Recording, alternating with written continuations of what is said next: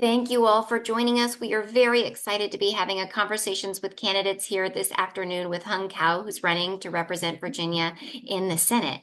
I would like to welcome him and give a welcome to Sharon and Connor Cummings, who are going to kick us off with some words and thoughts today, and then we'll get right into questions. Thank you, and welcome to the 2024 Senate Congressional Discussion on Developmental Disability Issues. We are happy to have candidate Hung Cao with us today.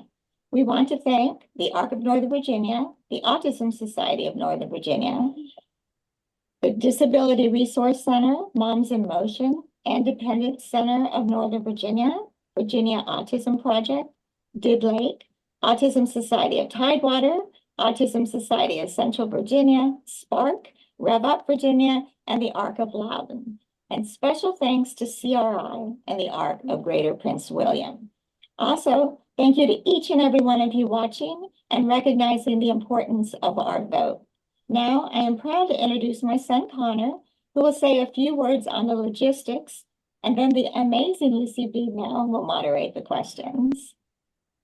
My name is Connor Cummings. I am a self-advocate and proud to be autistic. Please remember that this is a sensory-friendly forum. Talk about what you can and have done for individuals and families with disabilities. Share your disability experience and plans, if elected. Please concentrate only on you. Thank you for respecting the sensory-friendly instructions. This is your opportunity to answer our questions and to hear our stories, not just today, but every day you are in office. To all of you watching, these candidates are here because they care. This is our opportunity to hear a disability platform, to help assure that our representatives include us in the decision-making, not just mentioned, but the seat at the table. November 5th or prior, you can vote for the candidates that you feel are best for your needs and support. Remember to always vote because our voice matters. Now here is Lucy to start the questions. There is no one better than Connor ever to kick us off. So I'm going to put 15 minutes on our conversation clock. And candidate Cal, we would love for you to start out with a little introduction of yourself, some history and disability work in the past would be great. My gosh, of course, I'm just starting coughing against me. Water and breathing Excuse breaks me. allowed in these conversations for sure. I'm so sorry.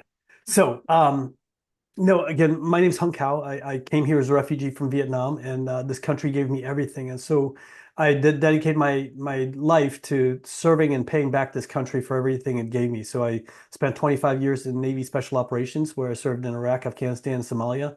I was also a Navy deep sea diver. I recovered John F. Kennedy Jr.'s plane and the passengers on board. And we've just really been blessed to be in this country, and I'm running for U.S. Senate right now because, just like you said, a lot of these things have been introduced before, and nothing's happened to them. And so I just wonder why it's taking so long to take care of our special needs and really our families out there. No question, many of our families have the same perspective. We are tired of waiting. And actually, I'll start us out with a question in that vein. Starting first with the Supplemental Security Income, or SSI program, it provides critical support. For millions of people with disabilities, it's $943 a month, meant to cover all basic necessities, including food and rent.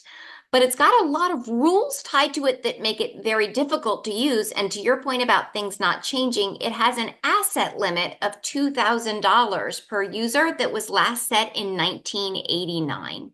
And if you're in this program and you get married, your joint limit as a couple drops to $3,000 and you can lose eligibility completely. There has been proposals for the bipartisan SSI Savings Penalty Elimination Act that would raise these limits to $10,000 per person and remove marriage penalties. We would love your thoughts on a bill like that or other ways to accomplish making sure this program is modernized and meeting the needs of the disability community. That's again, that question is great because what we're doing is by keeping those limits, especially for our special needs, is that we're keeping them always impoverished, right? I mean, they're always going to not be able to save and work their way out. And also, don't forget that for special needs, they might be working fine for 3 or 4 months, and then there's one month where there's an episode that takes them out of the workforce for about 3 or 4 weeks, And so now they don't have the savings to take off work for those few weeks in case they have an episode of any ailment that they may have. And so I'm concerned about that. And this was introduced in the 118th Congress, which started 2 years ago and or a year and some change ago, and nothing happened from it. And I'm kind of disappointed. What I always do when I go into any job is I write down all the things I want to do, and there's a check mark that goes through so I can make sure I get through those issues. And I addressed this to you guys 3 years ago because this was something very near and by my heart. And again, there were people on this forum that says, "Hey, we're going to get this done. This is going to be our number one priority." And again, it just hasn't gone anywhere in the 118th Congress. And so like you, we're tired of waiting. Just stop making promises and actually deliver. We would love to see some delivery, actually, which sadly cues us up for another issue. Families often wait for decades for programs like home and community-based services. And those programs, sometimes called Medicaid waivers, offer employment supports, caregiving supports to help someone get dressed, take a bath, those kinds of basic day-to-day things. But about 800,000 people across the country have been deemed eligible and have applied and are waiting for many, many years. And for perspective, about 16,000 of that group are in Virginia alone. Those folks can't get any services they need in the meantime and often have increasing crises. And so we're burning out family caregivers. We're losing jobs for parents who are and sandwich generation caregivers, right? This is affecting folks who are aging in place, our veterans, TBI survivors, and the DD community. What are your thoughts on how we move forward finally with addressing this national waiting list crisis and making sure we don't have so many Americans desperate for care and waiting with no end? Again, the red tape is just insurmountable, whether it's from adoption. One of our children was adopted, and it was so much red tape and so much paperwork. And then my father was when he had a stroke, we had to take turns to take care of him. And, we had to depend on each other because we couldn't depend on the system to come in and help him. So we took time off of for me as an active duty military person and taking up all my leave to fly up here because I was in Florida at the time to take care of him. Like you said, this affects veterans also. I'm 100% disabled.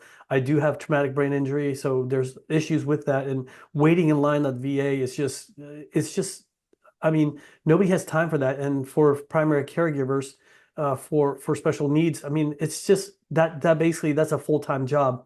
And with that, I don't understand why don't we don't give more tax breaks for these parents that have to stay at home to take care of their special needs, or any family. To be honest with you, I mean, it should be the number one goal for us to be pro-family in this country is to take care of the primary caregiver in any home.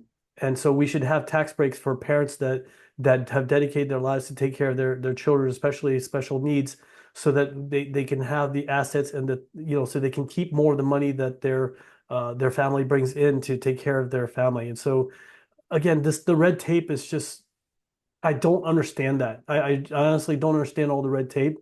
Let's try to get rid of a lot of these red tapes and streamline the process so you can get the help you need. Yeah. And to your point about family caregivers, we know families unpaid provide the bulk of caregiving services in this country, which tends to create all kinds of their own health issues and burnout and catastrophes. And that's in part because when we tell families that we can use Medicaid or other public dollars to hire caregivers, we pay a national average of $15 an hour for that job that is often overnight, high intensity, heavy lifting, getting your hands dirty, often quite literally. So that field has a lot of trouble with recruitment and retention. We No, know it's harder families than are body. really struggling. Oh yeah, Lucy, I jump don't in. mean How do to we work cut on you off, this? but I mean, Jump I in. saw that with my mom. No one cares about your loved ones like you care about your loved ones. Okay. I mean, you can bring people in to help and they may show up, they may not show up, they may not do the things you want. And so she ended up taking the burden of taking care of my father, who, after he passed away 2.5 years ago, her health started declining. She's 89 right now, and her knees are shot. She's got arthritis, and it's hard on the body. This is a young person's game, and we need more caregivers. It really is. And I think you guys understand that is this is a young person's game when you have to care for a family member that's I mean, I don't care how small or large they are, it's just a toll on your body. And this is why we should look at this as a credit for a family if they're the primary caregiver for a special needs or an aging parent or someone with disabilities, like 100% disabled veteran that's paraplegic or quadriplegic, whatever. You're right. More care needs to be given to the caregivers as well as more incentives for them to stay at home to take care of their loved ones. So I'm sorry to cut you off, but that is definitely near and dear to my heart. Watching my mom really decline right now in her late 80s and almost 90 years old, it just breaks my heart, and I wish that we could have done more. Yeah, that's a concern we hear often. Parents afraid to die because who's going to do this caregiving when they aren't there anymore?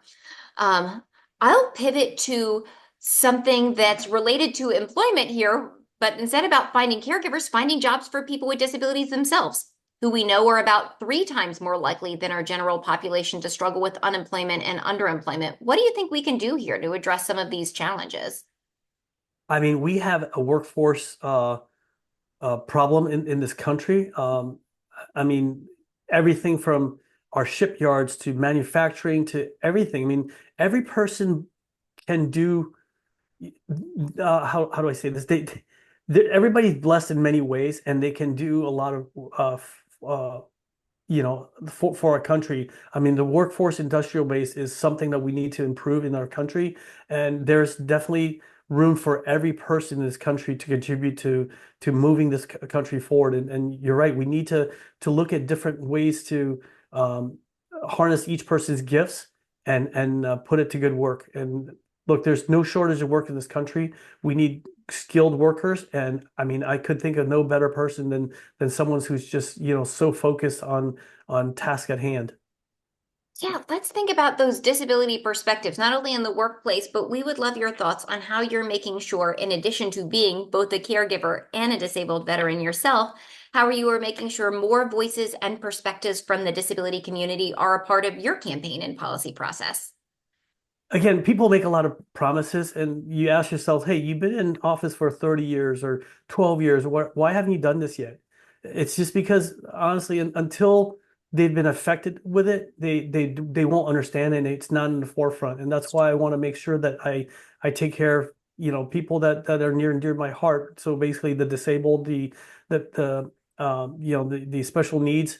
For example, one of my biggest things is traumatic brain injury because I have it, and I want to make sure that we help families that have it. So I would love to push programs that hyperbaric oxygen therapy to help heal it.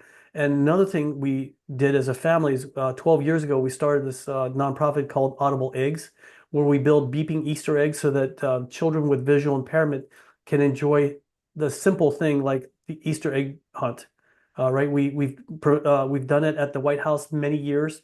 We were disinvited a couple years ago because I was running for office um, from this administration. But for many years before that, we were doing the Easter egg roll at the White House, and we would always have children with visual impairment there, and just the joy on their heart to be able to participate in something like that was amazing. And so what we did is we took components from IEDs, the bombs from that we diffused in Iraq, Afghanistan, and Somalia. We took that technology and we turned it into a beeping Easter egg so that children could hear it, so they can see it with their ears. Such a great way of rethinking inclusion there, which brings me actually right to school settings where inclusion is so key. We know that students with disabilities need to be included in classrooms, and they are about 80% of kids who are secluded and restrained when school services aren't going well. That child's having a behavior and they're either locked down or tied down against their will. There's been a proposal for legislation called the Keeping All Students Safe Act to ban these practices, unless there's obviously an immediate risk of harm to someone.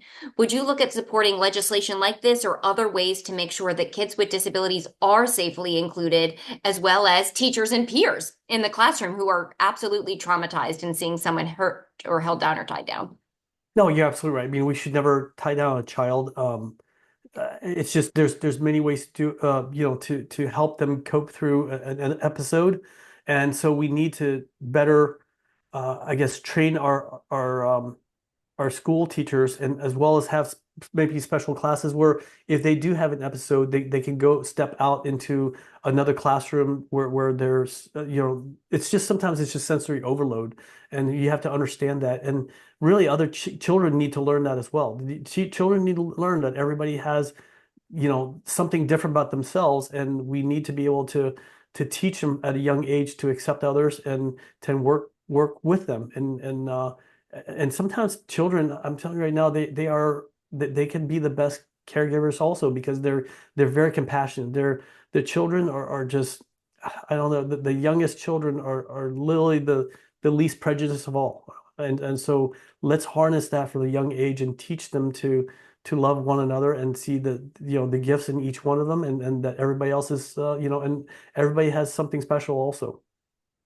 No question. And to our point earlier about a lack of caregivers, a lack of other folks in this workforce, we've got to be training that next generation of law enforcement and social workers and caregivers right in the classroom, being used to Yeah, being so law around people with enforcement, I'm glad you disabilities. brought up law enforcement. Oh, So please. right here in Loudoun County, Sheriff Chapman, his sister-in-law had very special needs, and so his wife, when he first got elected to be sheriff, he made a promise that he would make mental health the key issue for his deputies. So he trained them all, and just some things basic like tasers, using tasers decreased significantly, where they were using it about 50 times a year to right now 2 or 3 times a year, because he's taught his deputies. They've all gone through training, and his deputies are now trained to trainer, where they're training others, first responders and everything else to understand mental health as well as other special needs, so that they don't have to resort to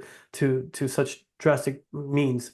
And so likewise, we need to have more mental health and crisis counselors on our police and sheriff's offices, so that we can deal with issues as well as special needs too, so they can understand that there's a difference in each person, and to have these crisis counselors to help guide the law enforcement. They're not law enforcement, but they would accompany law enforcement for these special situations. And so I really commend Sheriff Chapman. That's why really he's the #1 sheriff in America, because he was he was a recipient of the National Sheriff's Award. We would love to see more efforts like that. We're wrapping up our 15 minutes. We wanted to give you a chance for a final closing thought or word you wanted to share with families. Again, thank you for what you do. I mean, I know caring for a special needs child, or an ailing parent, or even a disabled family member is this very, it's hard. I mean, I remember my friend Taylor Morris. He's a quadriplegic. He lost his arms and legs during an IED explosion, and he was so brave. He remained awake long enough to direct the SEAL team that was coming in to help him, saying, "Hey, there's an IED here, an IED there." And he's really my hero. I mean, he gets up every day and he just inspires me.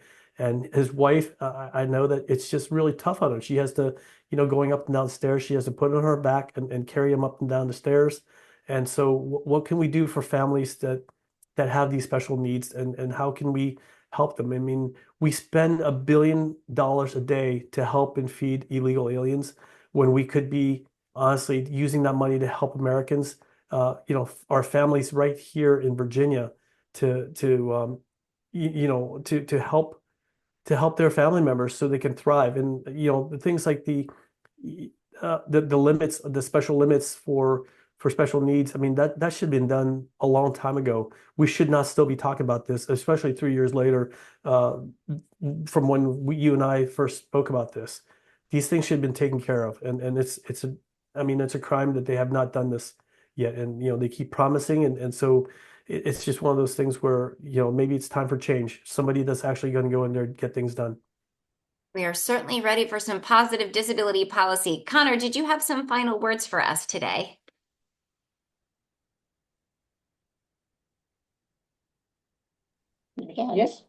Yes, ma'am. Thank Take you, it away. Cal, for sharing your platform, for listening to us, for including us, and for caring. You can empower us. You can uplift our voices. Nothing about us without us. Thank you to all who are watching, and please vote.